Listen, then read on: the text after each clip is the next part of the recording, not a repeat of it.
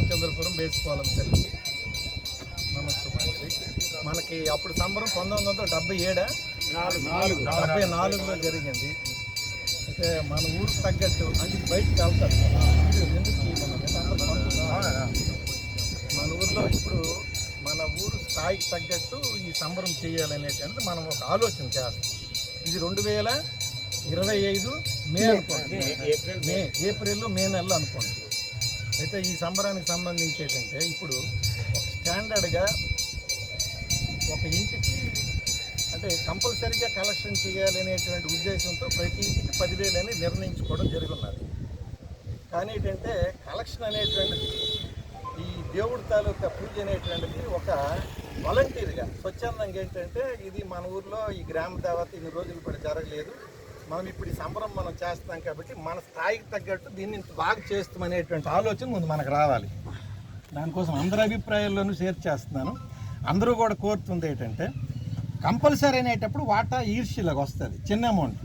అయితే పెద్ద అమౌంట్లు ఏంటంటే ఇప్పుడు బొంబాయిలు ఉండేవాళ్ళు కానీ ఇంకా మిగతా ప్రాంతాల్లో ఉండేవాళ్ళు కానీ మన ఊర్లో ఉండేటువంటి అంటే భగవంతుడు ఇచ్చిందే స్తోమత అంటున్నాను. నాకు ఇది ఉందని అనకండి ఎవరు కూడా, ప్రతివాడు ఫీల్ అవ్వకూడదు అనుకుండా స్తోమత తగ్గట్టు వాలంటీర్గా ముందు ఇక్కడ మనం ప్రకటించాలి ఈరోజు. అంటే ఇదే ప్రారంభం చేయాలనే వాలంటీర్గా మనకి ఇక్కడ వచ్చిన వాళ్ళలోన మనం వాలంటీర్గా ఈ దేవుడి సంబరాన్ని ఇంత గర్వంగా అంటే గర్వం అనకూడదు, ఇంత దేవుడి తాలూకా సంబరము అంత విజయవంతంగా స్వాభిమానంగా చేయాలనే ఉద్దేశం మనకు అందరికి కలిగింది. కాబట్టి దీనికి మనం వాలంటీర్గా ముందు ప్రకటన చేసిన తర్వాత మిగతా మన ఊరు వాళ్ళు ఎంతమంది అయితే ఉన్నారో ఇక్కడ ఉన్నోళ్ళు కూడా పరిశీలన చేస్తున్నారు. అంటే ఏంటంటే ఈ సంబరం మనం చేసే మనుషులపైన ముందు నమ్మకం కలగాలండి అందరికీ. అంటే అది నేను ఫస్ట్ చెప్పేది ఏంటంటే ఇక్కడ మనం ఎవరెవరం కూర్చున్నామో ఈ మనుషులందరూ దీనిలో చేరారు, ఈ సంబరాన్ని వీళ్ళు చక్కగా నిర్వహించగలరు అనేటువంటి నమ్మకం ముందు మన వాళ్ళకి కలిగించారు.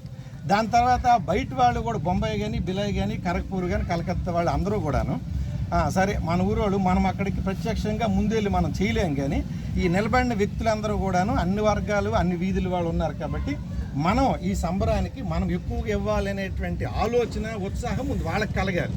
ఆ రకంగా మనం ఇప్పుడు వాతావరణం క్రియేట్ చేయాలి. ఇంకొక మాట ఏమంటున్నానంటే నేను చేస్తున్నాను అనేటువంటి మాట మనం వదిలేయాలి అందరం. అంటే ఏంటంటే మనము చెప్పేది ఇది నేను లేదంటే మేము 4-5 చేస్తామనే మాట మనం వదిలేసి దేవుడి కార్యక్రమానికి మేము పూర్తిగా లీనమై దీనిలో చేస్తామనేటువంటి ఆలోచన ముందు మనకు రావాలి.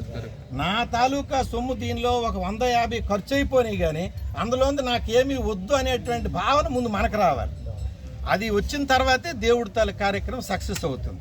దాని తర్వాత మనోళ్ళు చెప్పిన దాంట్లో అంటే చాలా ఊరుల్లో మనకు సంబరాలు అయ్యేటప్పుడు చూసాము. అంటే మనకి అన్ని వీధులు ఉన్నప్పటికీ కూడాను ఇప్పుడు ఊరికి ఆ చివర ఇప్పుడు వీళ్ళు పొలాలు ఉన్నాయి కదా, అక్కడ ఏంటంటే అట్రాక్షన్ అయినటువంటి పెద్ద ప్రోగ్రాంలన్నీ ఆ చివరిలో పెట్టాలి.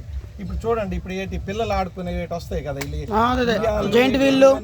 ఎగ్జిబిషన్, దాని తర్వాత ఎగ్జిబిషన్లు ఒక సైడ్ ఉంటాయి, అటువైపు ఏంటంటే ఊరు డైలీ ప్రోగ్రాంలు అనేటువంటి ఒక సైడ్ పెట్టాలి. స్కూల్ గ్రౌండ్ దాని తర్వాత ఏంటంటే వీధులకు సంబంధించి మన వాళ్ళు అందరూ చెప్పిన అభిప్రాయం అంటే అప్పుడులో జరిగింది నేను చిన్నోడిని చూశాను, సెంటర్లో మంచి ఆర్చీలో పెట్టారు. ఆ రోజుల్లో చాలా గొప్పతనం పెట్టిన తర్వాత మిగతా ఇప్పుడు మన బుల్లోడీలు అందరూ అన్నట్టు ఏంటంటే వీధుల్లో పెట్టుకునేటువంటి బొమ్మలు కరెంటుతో చేసినవన్నీ ఎవరి వీధికి వాళ్ళు ఇచ్చేస్తున్నారు.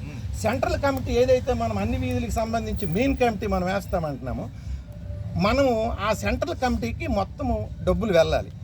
సపరేట్గా ఆ వీధి వాళ్ళు ఏదైనా చేసుకుంటామంటే మరి వాళ్ళ కలెక్షన్ దాంట్లో ఉంచుకోకుండా దానికి సపరేట్గా వాళ్ళ వీధిలో మెయిన్ వాళ్ళు చర్చించుకొని వాళ్ళు ఏది పెట్టుకుని మనం దానికి ఓకే చేయాలి.